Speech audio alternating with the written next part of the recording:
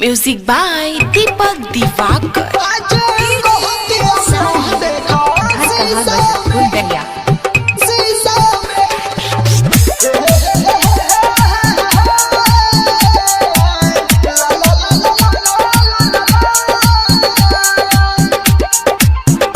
ओकरा खातिर रे यार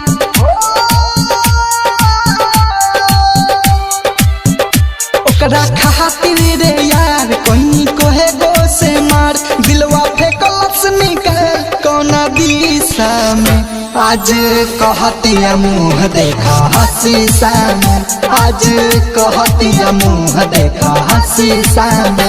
ओकरा खातिर रे यार कहीं कोहे गो से मार दिलवा फेंकलस निकाल कोना दिशा में। आज कहतिया मुँह देखा हंसी सामने, आज कहतिया मुँह देखा हंसी सामने।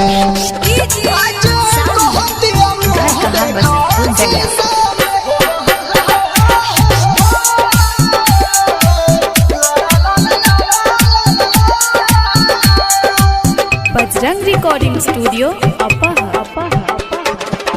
कोनो जब न पूछे तब ओकरा के पूछानी, सच्चा दिल प्यार कोइनी अपन बुझानी। हाँ हाँ कोनो जब न पूछे तब ओकरा के पूछानी, सच्चा दिल प्यार कोइनी अपन बुझानी। दुश्मन ले हनी जे पाहल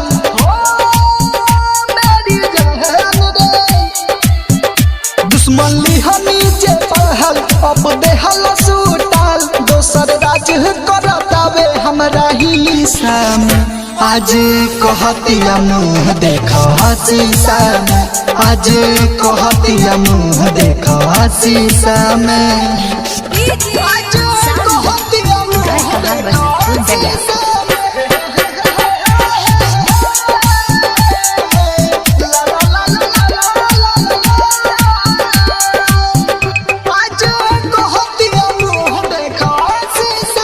होता एहसास बड़ी बातों कर सुन के, डीजे सब दर्दी कहा से यार पिया जुन के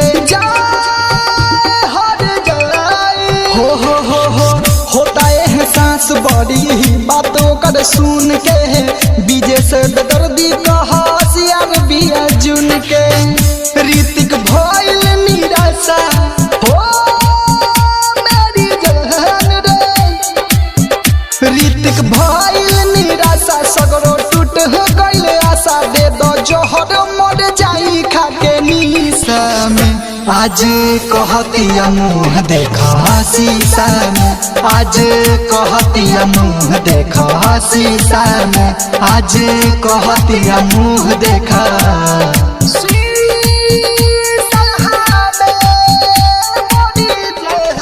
बजरंग रिकॉर्डिंग स्टूडियो अपहा।